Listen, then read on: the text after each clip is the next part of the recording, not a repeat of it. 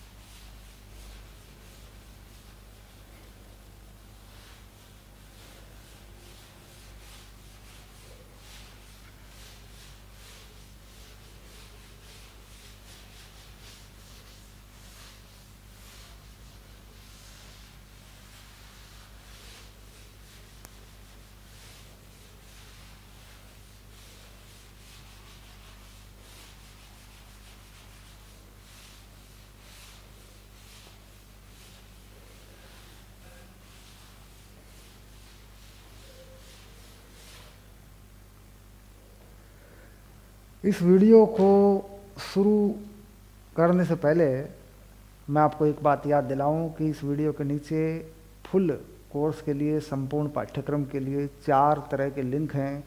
2 हैं English medium वालों के लिए और 2 हैं हिंदी मीडियम वालों के लिए। ठीक, तो हिंदी मीडियम वालों के लिए भौतिकी कक्षा 12 संपूर्ण पाठ्यक्रम का एक लिंक है जो हमारी वेबसाइट का है, वहाँ पर आप देखते हैं। थोड़ी सी फीस दे करके आप वहाँ देखते हैं, उसमें जो फीस है वो आप जा कर के देखें, है ना।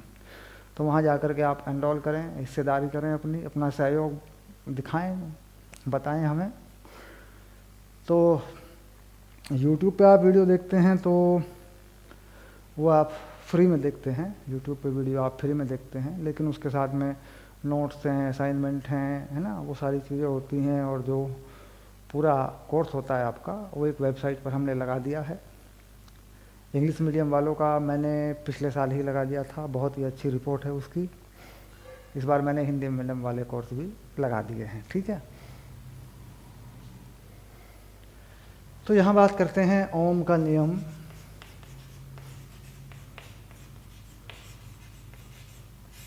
और चालक का प्रतिरोध। ठीक, प्रतिरोध यानी अंग्रेजी में लिख देता हूं रेजिस्टेंस। ठीक, अगर ओम के नियम की बात करें तो सीधा सीधा कथन है V प्रोपोर्शनल टू I, यानी किसी चालक पर अगर हम कोई विभवांतर लगा देते हैं तो उसमें एक धारा बहने लगती है। ठीक, तो V प्रोपोर्शनल टू I यानी V जो है अनुक्रमानुपाती है विद्युत धारा के, तो यहाँ पे एक नियत नंबर, एक कांस्टेंट नंबर आ जाता है। ठीक, जिसे हम कहते हैं R यानी रेजिस्टेंस। ठीक, ये ओम के नियम का कथन है। ओम का नियम सही मायने में क्या है? ओम का नियम है विद्युत धारा अनुक्रमानुपाती होती है विभवांतर के। यानी अगर इस नियम को थोड़ा सा मैं बदल दूं और इसे लिख दूं ऐसे, I जो है वो अनुक्रमानुपाती है V के। ठीक, तो यहाँ पर भी एक नियतांक आएगा, ठीक, जो कि कंडक्टेंस यानी चालकता होगा। यहाँ पर भी एक नियतांक आएगा जो कि प्रतिरोध होगा। तो कथन के अनुसार दोनों तरीकों से ये नियम बताया जाता है, कहा जाता है। तो हम ये मान लेते हैं कि जैसा सामान्यतया लोग लिखते हैं, हम यही मान लेते हैं।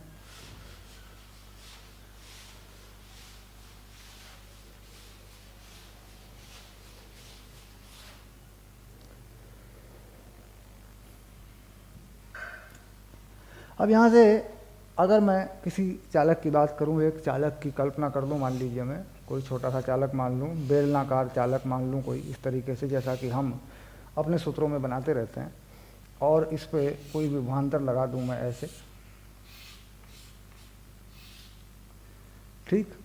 तो विभवांतर मतलब इसमें एक करंट पास करा दूँ। तो करंट का बेसिक क्या है, करंट किसको माना जाता है, करंट की एक मानी हुई डायरेक्शन होती है पॉजिटिव से नेगेटिव। यानी बताया कि उसको कन्वेंशनल करंट कहते हैं, यानी मानी हुई एक दिशा होती है करंट की। वास्तव में ये नेगेटिव टर्मिनल है, नेगेटिव इलेक्ट्रोड बोल देते हैं इसको, ठीक। और ये पॉजिटिव है, तो इलेक्ट्रॉन इसमें इस तरफ से चलता है, यूँ घूम के आता है। तो करंट को इसकी उल्टी दिशा में माना जाता है, ऐसे। अब अगर यहाँ कोई विभवांतर मैं V लगाता हूँ, बैटरी का जो वोल्ट है, विभवांतर जो देगी ये बैटरी, ठीक, या स्रोत बोल देते हैं, विभवांतर का स्रोत, है ना। तो ये लेंथ अगर L होती है, तो ये हम बना चुके हैं, तो हम लिखते हैं V बराबर EL, यानी यहाँ से विद्युत क्षेत्र V/L हम बना लेते हैं। ये पीछे वाले डेरिवेशन में हमने देख लिया था। अब यहाँ पे अगर मैं इस V को IR बना लूँ, ठीक, इस V को IR बना लूँ या EL बना लूँ, ठीक, ये वाली चीज़ है। देखिए विद्युत क्षेत्र का परिमाण और चालक की लंबाई पे लगा दूँ इस चीज़ को, तो यहाँ आके करता हूँ मैं इस काम को। देखो ELIR। उधर मैंने इस करंट के लिए भी सूत्र बनाया था, करंट बनाया था मैंने NEAVD, ठीक। ये जो VD था, ये था अपवाह वेग का परिमाण, अपवाह वेग का परिमाण, यानी ड्रिफ्ट वेलोसिटी का परिमाण, यानी अपवाह चाल या ड्रिफ्ट स्पीड। और इस ड्रिफ्ट स्पीड के लिए भी मैंने एक सूत्र बनाया था, अभी जो पिछले वाले क्लास में, पिछली वीडियो में बनाया था वो वाला, ऐसे। संगठन का औसत समय, इलेक्ट्रॉन का द्रव्यमान, इलेक्ट्रॉन का आवेश, विद्युत क्षेत्र, ठीक। यानी ये चीज़ें हमने बनाई थी। अगर हम इन चीज़ों का इस्तेमाल करें यहाँ पर, ठीक, और रख दें इधर, इसको I की जगह पे रख दें, तो क्या मिलता है देखिए। I में हम ये लगा रहे हैं NEAVD, और VD का मान लगा रहे हैं ये वाला, ठीक। यानी I की जगह पे क्या लगा रहे हैं NEA, और VD की जगह पे क्या लगा रहे हैं, इलेक्ट्रॉन का आवेश, विद्युत क्षेत्र, मास, है ना, ये वाली चीज़।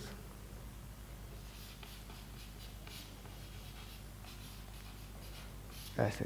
तो यहाँ देखिए जो मास है, जो द्रव्यमान है इलेक्ट्रॉन का, उसको मैंने ME लिखा था। यानी अगर मैं थोड़ा ठीक करूँ इसको, तो छोटा सा E लगा दूँ, तो ये बन जाएगा, मैंने इसका प्रतीक बनाया था, तो ये लिख दिया, देखिए इलेक्ट्रॉन का द्रव्यमान। अब इसके साथ में यहाँ लगाया देखिए रेजिस्टेंस। तो यहाँ से रेजिस्टेंस का एक सूत्र बन के आएगा, और ये सूत्र के अनुसार, ओम के नियम के अनुसार ये माना जाएगा कि ये प्रतिरोध जो है नियत है, एक कांस्टेंट है, एक गुण है चालक का, ठीक।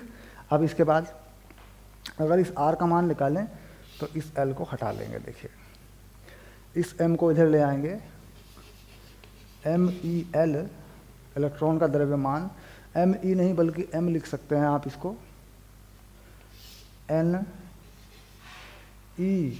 दो बार आ गया, तो E का वर्ग, E² A टॉ एवरेज। अगर देखा जाए तो ये आ गया रेजिस्टेंस,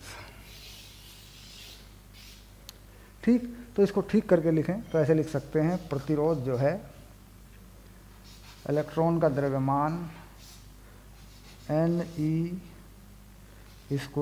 टॉ एवरेज L/A। इसको ऐसे लिख सकते हैं, यानी इलेक्ट्रॉन के द्रव्यमान पर, जो कि नियत रहता है, इलेक्ट्रॉन घनत्व पर, यानी एकांक वॉल्यूम में, एकांक आयतन में चालक इलेक्ट्रॉनों की संख्या कितनी है, इस बात पर, इलेक्ट्रॉन के आवेश के वर्ग पर, संगठन के समय पर, ठीक, औसत संगठन का जो समय है एवरेज उस पर, चालक की लंबाई पर, चालक के अनुप्रस्थ काट के क्षेत्रफल पर। ये जो गुण है, ये जो भौतिक राशि है, ये निर्भर करती है जिसे हम प्रतिरोध कहते हैं। और इसका मात्रक अगर लगाएं तो लगा देते हैं ओम, अंग्रेजी में लिखते हैं OHM। प्रतीक होता है इस तरीके से, ऐसा इसका प्रतीक होता है, ये प्रतीक है, ऐसे बना देते हैं मान लीजिए, ठीक। तो इसमें क्या हुआ कि देखिए ये चीज़ जो है L और A, ये आकार है, आकृति है, शेप है, यानी विमाएँ हैं, लंबाई कितनी है, क्षेत्रफल कितना है, लेकिन इसके अलावा जो चीज़ें हैं वो गुणों पर आधारित हैं। द्रव्यमान का मास है, ये उसका भौतिक गुण है, भौतिक राशि है, आवेश है, इलेक्ट्रॉन का घनत्व है, ये भी अलग अलग धातु का अलग अलग होता है, लेकिन किसी एक धातु के लिए ये नंबर भी फिक्स होता है। इलेक्ट्रॉन का आवेश है, अगर तापमान स्थिर हो, तापमान न बढ़ रहा हो, तो औसत संगठन वेग, रिलैक्सेशन टाइम भी वही रहता है। तो कुल मिला के एक तापमान अगर ना बदले, टेम्परेचर अगर कांस्टेंट हो, तो लंबाई और क्षेत्रफल, इन दो बातों पर प्रतिरोध निर्भर करता है। अब क्षेत्रफल कौन सा क्षेत्रफल है, ये वाला क्षेत्रफल है, देखो ये वाला काठ का क्षेत्रफल, इसे कह रहे हैं, मान लो ये A है, ठीक। अब इसमें जो चीज़ आई, जो नियत नंबर आया, जो एक नियत तापमान पर नियत है, कांस्टेंट टेम्परेचर पर कांस्टेंट है, यानी ये वाली जो चीज़ है, इसे कहते हैं प्रतिरोधकता, रेजिस्टिविटी। तो यानी इस चीज़ को अगर अलग करके लिखूं,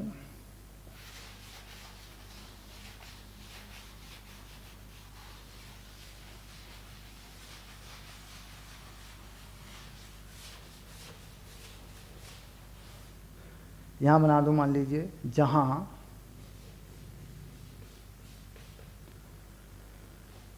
R rho L upon A, और रो जो है वो है MENE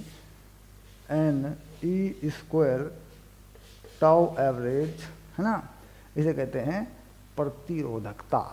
इसका नाम हो गया, रो है प्रतिरोधकता,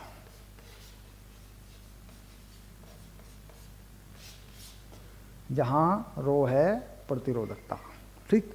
तो रो जो है ये ऐसा लिख देंगे, हटा देंगे है को, जहाँ रो बराबर क्या हो गया, नाम के सामने लिख सकते हैं ऐसे, प्रतिरोधकता, ठीक। अब ये प्रतिरोधकता है, रो L है, तो फार्मूला बन के तैयार हो गया, रो L अपॉन A, ये सूत्र बन गया रेजिस्टेंस का।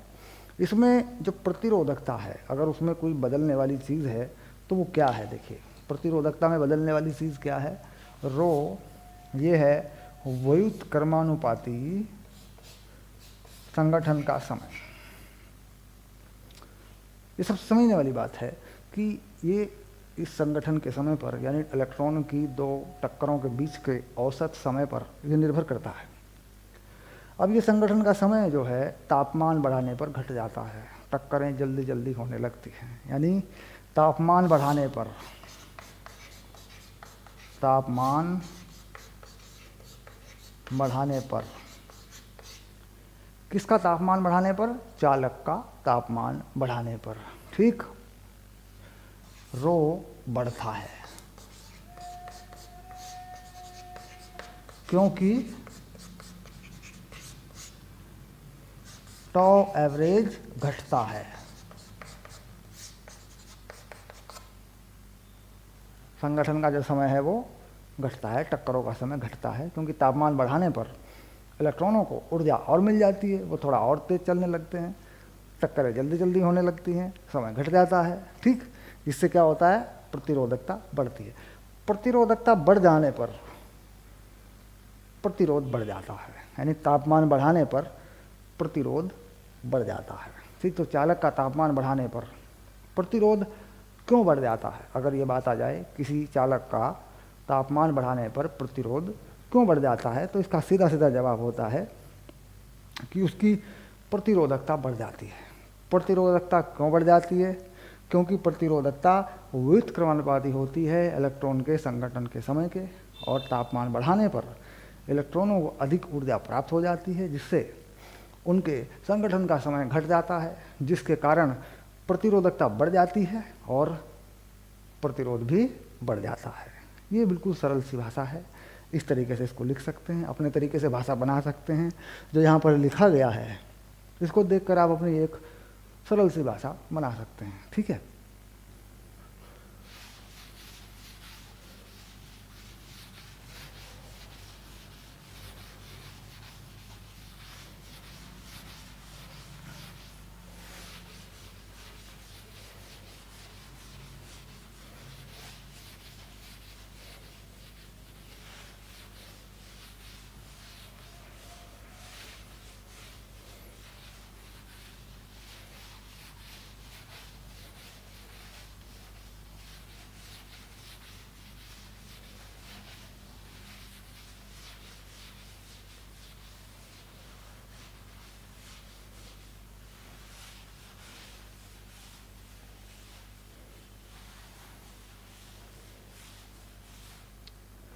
अब आई दूसरी महत्वपूर्ण बात कि आर कैसे बढ़ता है। तो हमने देख लिया तापमान बढ़ाने पर आर यानी प्रतिरोध बढ़ जाता है चालक का, ये हमने समझ लिया। लेकिन इसमें दो चीज़ें और हैं, एक है लंबाई, एक है काट का क्षेत्रफल, अनुप्रस्थ काट का क्षेत्रफल। यानी सूत्र पर थोड़ा ध्यान दें तो आर है रो एल अपॉन ए। ठीक। अब मान लीजिए एल बढ़ता है, अगर किसी चालक की लंबाई 2 गुना कर दी जाए, ठीक, तो उसका रेजिस्टेंस भी 2 गुना हो जाता है। सीधी सी बात है। अगर किसी चालक का क्षेत्रफल 2 गुना कर दिया जाए तो उसका रेजिस्टेंस आधा हो जाता है। यानी सूत्र को सीधे सीधे लगाया जा सकता है तुलना करने पर, R1 row L1 by A1, R2 row L2 by A2। ऐसे करें, इन्हें भाग करें तो ये बनता है R1 बाई R2 और डिवाइड करें L1 बाई L2 और A2 बाई A1। तो यहाँ आ जाएगा, ये किसके लिए लागू हो गया, किसी एक ही धातु के 2 चालकों के लिए एक ही तापमान पर। तो क्या ध्यान देने की बात है, तापमान दोनों का, 2 तार हैं मान लीजिए, 2 चालक हैं, उनका तापमान एक ही है, एक ही धातु के हैं, तो उनके जो रेजिस्टिविटी हैं, जो प्रतिरोधकता हैं, वो भी एक ही होंगी, क्योंकि प्रतिरोधकता धातु का गुण है, तापमान एक ही है, तो इसका मतलब प्रतिरोधकताएं एक जैसी होंगी।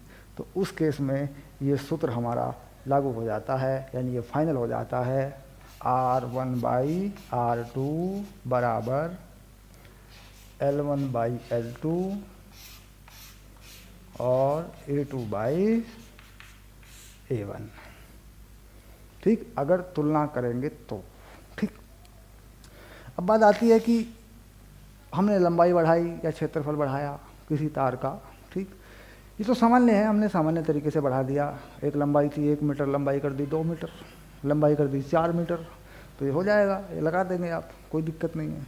लेकिन यहाँ एक दूसरी बात आती है कि अगर खींचकर किसी चालक तार को अगर खींचकर उसकी लंबाई 2 गुना कर दी जाए तो उसका प्रतिरोध पहले की अपेक्षा कितना गुना हो जाएगा। ये थोड़ा अलग सा सवाल है, इसको मैं लिखता हूँ, इसे हमें समझना है।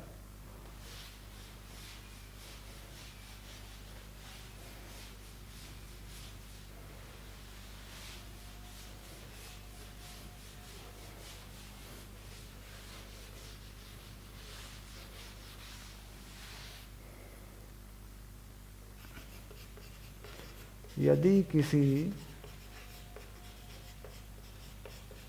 चालक तार को खींचकर इसकी लंबाई 2 गुना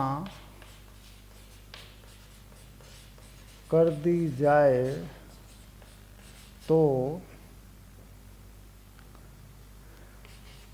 तार का प्रतिरोध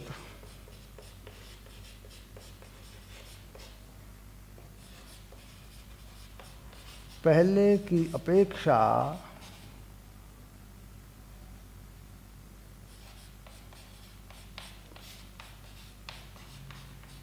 कितना गुना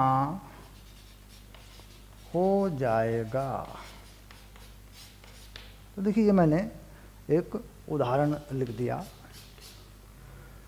जिसको हमें समझना है, और अगर आपको लगता है आप करेंगे इसको तो क्या करें, वीडियो को रोकें, पॉज करें, बिल्कुल अपनी क्लास की तरह मानना है। जैसे मान लीजिए आपकी क्लास चल रही होती है, आपके टीचर पढ़ रहे होते हैं, तो मैं पढ़ा रहा हूँ, आप पढ़ रहे हैं, है ना, मिला जुला एक जिसे कहते हैं कि एक संपर्क सा हो गया है ना।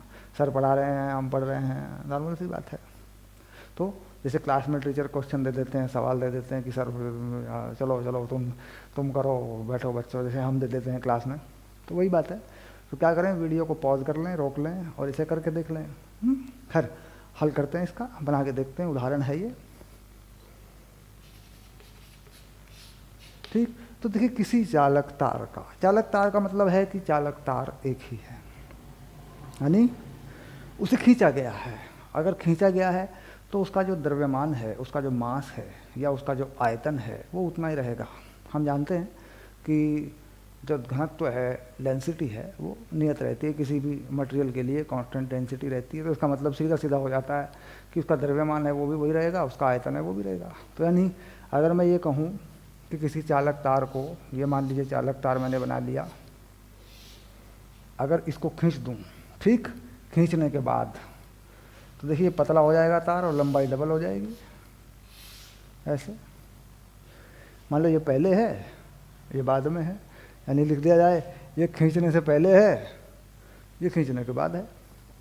ठीक, तो यहाँ पर जो एरिया है उसको मान लूँ A1, लेंथ मान लूँ L1, ठीक। तो यहाँ पर जो आयतन होगा V वो होगा A1 L1, ये हो गया आयतन। ठीक, इधर मान लूँ एरिया, क्या मान लूँ, ये छोटा सा एरिया A2, और ये लंबाई क्या मान लूँ L2। तो यहाँ पर क्या हो जाएगा A2 L2, ठीक, ये भी V होगा, ये भी आयतन है, आयतन वही है। तो इसका मतलब ये हो गया, अगर हम समझ लें सीधे सीधे, A1 L1 A2 L2, ठीक। अब इसके बाद मैं कर दूँ A1 L1 A2 L2, ये हो गया। बताया क्या है, लंबाई को 2 गुना कर दिया जाए तो L1 जो है वो है L2, है ना, L2 जो है वो है 2L1। ये कहाँ से आया, ये दिया है, ये दिया गया है, ये सवाल में, प्रश्न में दिया है, देखो सवाल में दिया हुआ है ना। अब इसके बाद खैर ये कोई लिखने की बात नहीं, हटा देते हैं, ये बातें आप जानते हैं क्या दिया हुआ है। तो देखिए यहाँ से मिल गया मुझे, यहाँ से मुझे मिल गया L1/L2। तो L1/L2 कितना हो गया, 1/2, सीधे सीधे मालूम हो गया। इस L1/L2 को यहाँ लगा दूँ इस वाले में, तो क्या मिलेगा मुझे, A1/A2, देखिए ये हो रहा है A1/A2, ये हो रहा है L2/L1, सिंपल। तो A1/A2 क्या मिलेगा मुझे, L2/L1, तो ये मिल जाएगा मुझे 2/1, ठीक, यानी A1/A2 L2/L1 है, 2/1 है, ठीक है। अब मैं तुलना करता हूँ रेजिस्टेंस की तुलना, प्रतिरोध की तुलना। तो पहला प्रतिरोध जो है वो R1 है, वो है रो L1/A1। दूसरा प्रतिरोध मान लीजिए R2 है, वो है रो L2/A2, ठीक। अब इनको एक दूसरे से डिवाइड कर देता हूँ, तो ये हो गया R1/R2, तो क्या आ जाएगा देखो डिवाइड करने पे, L1/L2 और A2/A1। अगर बराबर कर दूं इसको, मैं मान रख दूं, है ना, तो देखिए L1/L2 क्या है, 1/2, है ना, तो ये हो गया 1/2। और A2/A1 क्या है, A2/A1 देखें तो ये भी 1/2 है, तो ये भी 1/2 हो गया। देखिए ठीक, तो कितना हो रहा है, R1/R2 कितना हो रहा है, देखो R1/R2 हो रहा है 1/4। ठीक, तो R2 हो गया 4R1, यानी जो R2 है वो 4R1 हो गया। पहले रेजिस्टेंस प्रतिरोध क्या माना था, R1, दूसरा क्या आया तुलना करने पर 4 गुना। तो उत्तर क्या हो गया, कितना गुना हो जाएगा, तो इसका उत्तर हो गया 4 गुना हो जाएगा। ठीक, देखो ये हो गया उत्तर, मिल गया। तो इस तरीके से खींचने पर क्या बढ़ाया, लंबाई बढ़ाई। अब खींचने पे मैं त्रिज्या बढ़ाता हूँ, खींचने पे अगर मैं त्रिज्या बढ़ा दूँ तो क्या होगा, यानी सिलेंड्रिकल वायर हो, बेलनाकार आकृति का एक तार हो, जैसा कि तार होता है गोल वाले तार आप जानते ही हैं, उसकी त्रिज्या बढ़ा दूँ या घटा दूँ तो कैसे बदलेंगे, उसको भी ध्यान से करना है।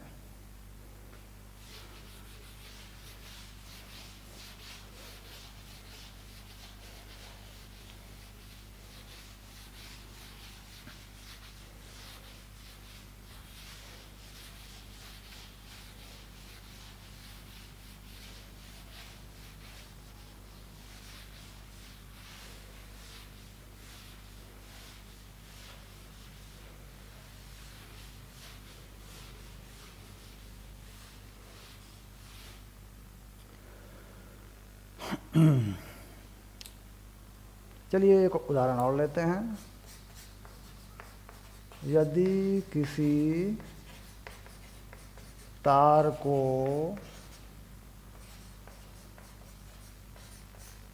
खींचकर उसके अनुप्रस्थ काट की त्रिज्या, उसके अनुप्रस्थ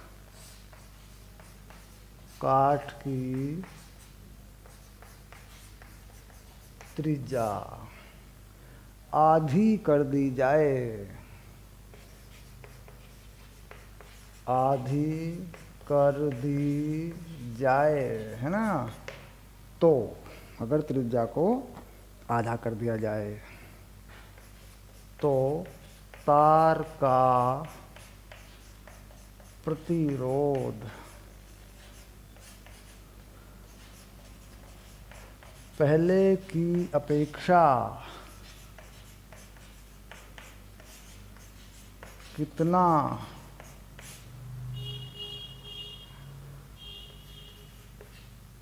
गुना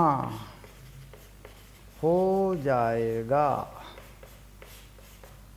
ठीक, यानी बिल्कुल सिंपल सा सवाल है, बिल्कुल सीधा सवाल है। गणित, हम गणित कैसे लगाते हैं भौतिक विज्ञान में, और हम मेंसुरेशन यानी आयतन कैसे बदलते हैं, एरिया कैसे बदलता है, इन सारी चीज़ों के बारे में कितना जानते हैं, उन चीज़ों को चेक करने के लिए है। तो यदि किसी तार को खींचकर, तो यानी देखिए अगर तार है उसकी त्रिज्या, बेलनाकार तार की बात हो रही है क्योंकि उसी में होती है त्रिज्या, तो अगर किसी तार को खींच के त्रिज्या आधी कर दें तो उसका क्षेत्रफल 1/4 हो जाएगा। ठीक, तो यहाँ क्या करते हैं, पहले लिखते हैं A1 पहला क्षेत्रफल πr², A2 लिखते हैं πr/2 का स्क्वायर। ठीक, अब देखिए बनाते हैं, अगर इस चीज़ को देखते हैं कि त्रिज्या आधी कर दी, दूसरा क्षेत्रफल पतला कर दिया तार को, ठीक, तो हम देख रहे हैं कि जो A2 है वो A1/4 है, ये देखिए। ठीक, और अगर तार का आयतन कांस्टेंट है, खींचा है, उसका आयतन नियत है, तो हम जानते हैं A1 L1 A2 L2। ठीक, खींचने के बाद, खींचने से पहले, ठीक है।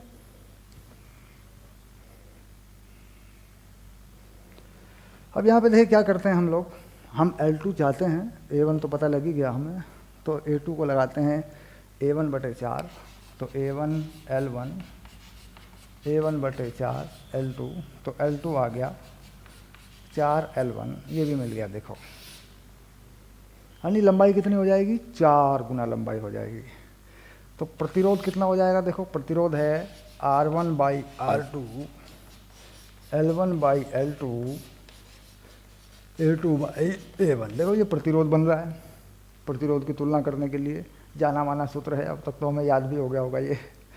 चलिए R1/R2, L1/L2, ठीक, तो L2 है 4L1, तो L1/L2 क्या हो जाएगा, अगर L1/L2 करूँ तो कितना हो जाएगा 1/4, तो यहाँ लगा दिया मैंने 1/4। A2/A1 कितना हो जाएगा, देखो A2/A1, A2/A1 करूँ तो ये भी 1/4 होगा, ये भी 1/4 हो गया। तो R2 कितना हो रहा है, देखो 16R1, ठीक। तो कितना गुना हो जाएगा, तो कितना गुना हो रहा है, देखो 16 गुना हो जाएगा। देखो ये आ रहा है, देखो 16 गुना, ये हो रहा है उत्तर, आंसर आ रहा है कि नहीं आ रहा है। तो कितना गुना हो जाएगा, खींचकर त्रिज्या को कम करने पर, ठीक है। दो बातें हैं, एक बार लंबाई बढ़ा सकते हैं खींचकर, एक बार खींच के पतला करें तो त्रिज्या बढ़ा सकते हैं, ठीक।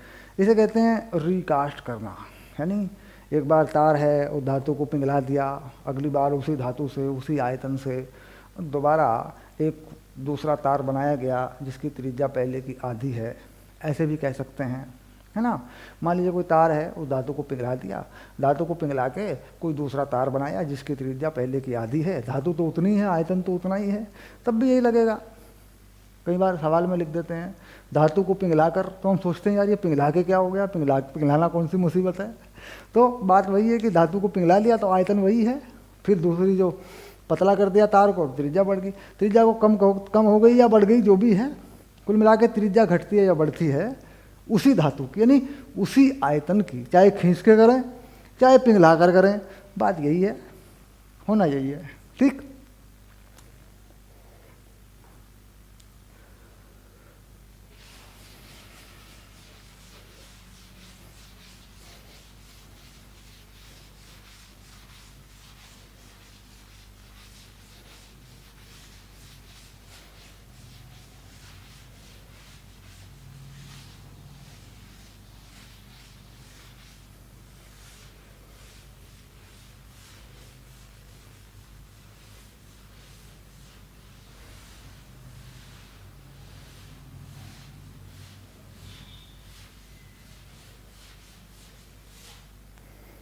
अब आया प्रतिरोध में प्रतिशत परिवर्तन, यानी प्रतिशत अगर लगा लें, परसेंट चेंज अगर लगा लें, किसी तार को खींचकर उसकी लंबाई में परसेंट में चेंज कर दें, यानी यह तार को खींचकर उसकी लंबाई 5% बढ़ा दी गई, कुछ ऐसा कर दें, 10% बढ़ा दी गई, कुछ ऐसा कर दें, तो फिर प्रतिरोध किस प्रकार बढ़ता है। एक ऐसा उदाहरण लेते हैं।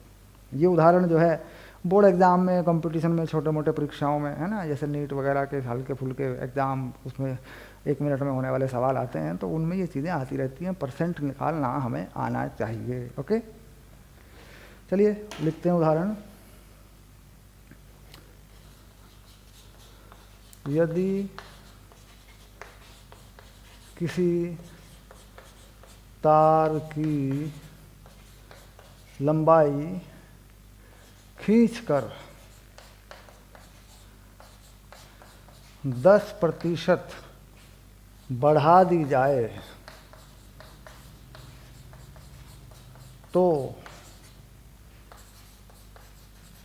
इसके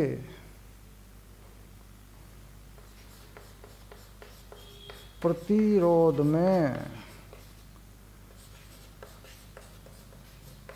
कितने प्रतिशत का परिवर्तन होगा। ठीक, बिल्कुल सरल सा सवाल है। अगर किसी तार को खींचकर इसकी लंबाई 10 बस 10% बढ़ा दी जाए तो कितना परिवर्तन होगा। अब अगर आप प्रतिशतता को समझ रहे हैं, प्रतिशत को समझ रहे हैं, तो फिर मैं वही कहूँगा कि वीडियो को रोको, सवाल को करो, बाद में उत्तर मिला लेंगे, आंसर मिला लेंगे अपना। ठीक है, चलिए देखते हैं। तो लंबाई को 10% बढ़ाया है, यानी जो पहली लंबाई है उसको मानते हैं L1, जो बाद की लंबाई है खींचने के बाद उसे मानते हैं L2। तो हम लंबाई को परिभाषित करते हैं L2 L1 प्लस 10L1/100। ऐसे लिखा जाता है कि 10% बढ़ा दिया गया। अब यहाँ से अगर मैं देखूँ तो L2 जो हो रहा है वो हो रहा है, इसका लघुत्तम LCM ले लूँ 100, तो हो रहा है 110L1/100। और दूसरी तरफ मैं ये भी जानता हूँ कि A1L1 और ये A2L2 है, A2L2 ऐसा भी मैं लिखता हूँ। अब मान लीजिए मैं L2 की ये वैल्यू यहाँ लगा देता हूँ तो मुझे A1 A2 का भी पता चल जाता है। तो A1L1 A2 L2 हो गया 110L1/100। तो ये L1 मैंने कैंसिल कर दिया, काट दिया इसको। तो यहाँ देखो मुझे पता लग गया कि A1 है A2 110/100। ठीक,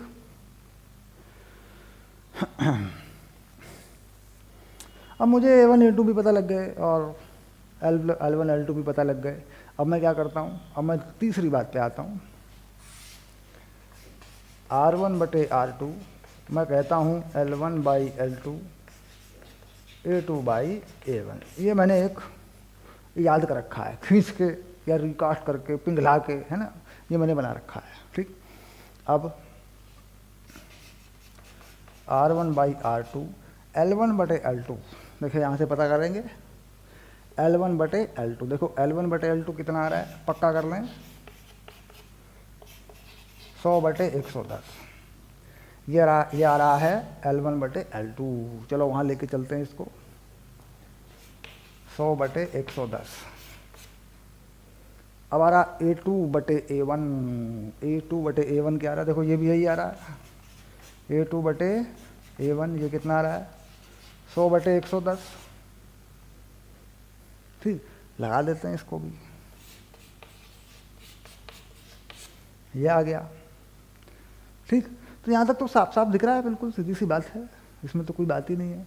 अब मुझे चाहिए R2, तो R2 निकाल लेता हूँ मैं। R2 आ गया, देखो कितना, 110 का वर्ग 100 का वर्ग R1। ये मेरे पास R2 आ गया।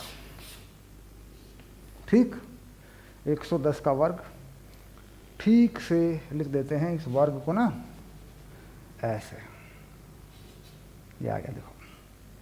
चलिए अब मुझे इससे चाहिए कि कितना प्रतिशत का जो परिवर्तन है, यानी परसेंट चेंज क्या है, कितने प्रतिशत का परिवर्तन होगा, मुझे ये चाहिए। तो जाहिर सी बात है कि ये प्रतिशत का परिवर्तन नहीं है, ये तो R2 का मान है। अब मुझे इसे प्रतिशत में बदलना है। अब कैसे बदलता हूँ, देखो इसे प्रतिशत में मैं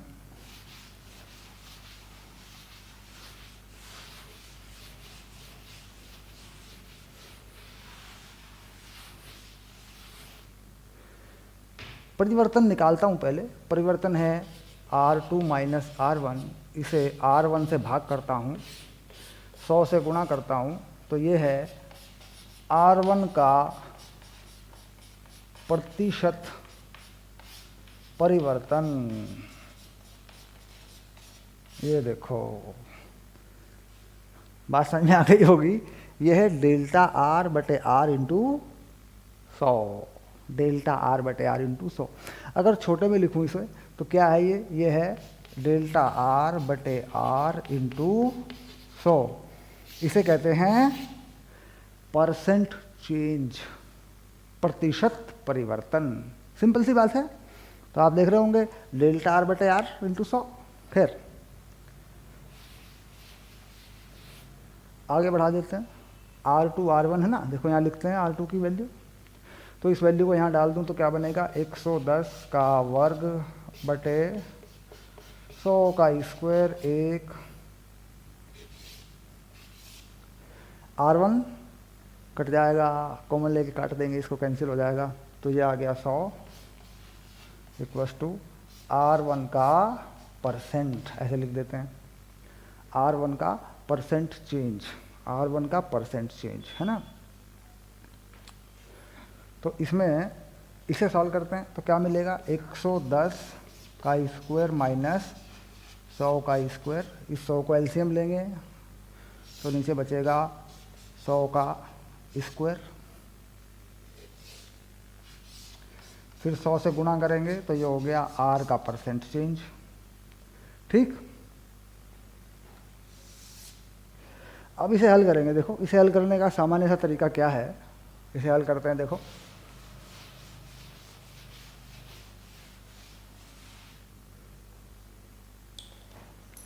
अगर इसे हल करते हैं तो यहाँ पर हमारे पास एक सूत्र होता है, या तो हम इसे वर्क करें हटाएं, या एक सूत्र होता है हमारे पास, एक सूत्र है हमारे पास ए स्क्वायर माइनस बी स्क्वायर, ये सूत्र होता है ए प्लस बी और ए माइनस बी, है ना।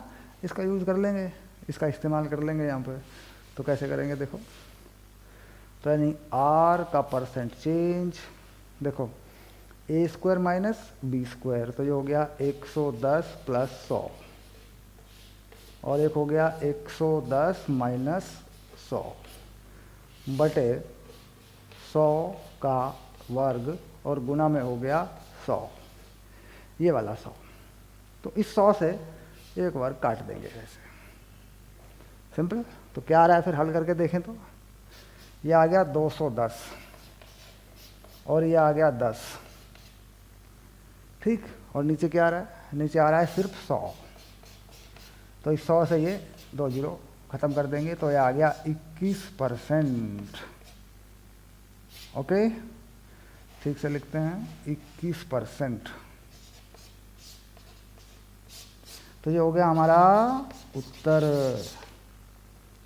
तो परसेंट का चेंज कैसे निकालते हैं ये बात आपको समझनी है, बिल्कुल सीधा रास्ता है, डायरेक्ट सूत्र भी है। देखो ये डायरेक्ट सूत्र है, इस प्रकार से लगा सकते हैं इसको, ठीक। बस R2 निकाला और डायरेक्ट छोटा ही छोटा कर सकते हैं, अपनी प्रैक्टिस से छोटा कर सकते हैं, ठीक। यहाँ पर क्या जोड़ना है, कितने परसेंट खींच के लंबाई बढ़ाई, 10% बढ़ाई, तो 110 प्लस 100, 110 माइनस 100 बटे 100। मान लो खींच के लंबाई बढ़ा दी 20%, तो 120 प्लस 100, 120 माइनस 100 बटे 100, क्योंकि 100 तो कट ही जाएगा, ठीक। तो सीधा याद कर सकते हैं। मान लो खींच के लंबाई बढ़ा दी 30%, तो क्या करें, 130 प्लस 100, 130 माइनस 100 बटे 100, सीधा याद हो जाएगा, ठीक। यानी जो परसेंट खींच के लंबाई बढ़ाई है वो यहाँ जोड़ना होता है 100 में। मान लो 20% लंबाई बढ़ाई, तो 120 प्लस 100, 120 माइनस 100 बटे 100, सीधा याद हो जाएगा, ठीक। याद कर लें।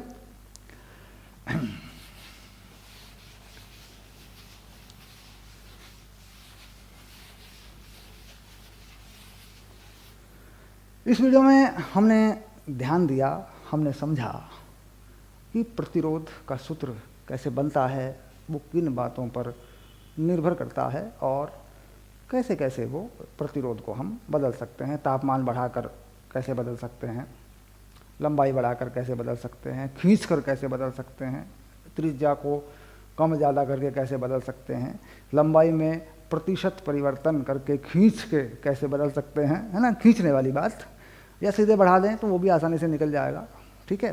तो हमने प्रतिरोध किस किस तरीके से बदलता है, वो किन बातों पर निर्भर करता है ना। इस वीडियो में इस बात पर हमारा ध्यान रहा, चालक का प्रतिरोध। चालक के प्रतिरोध का सूत्र हमने ओम के नियम से, ओम के नियम को मानकर निकाला है, ठीक। अगले वीडियो में ओके मिलते हैं, बाय।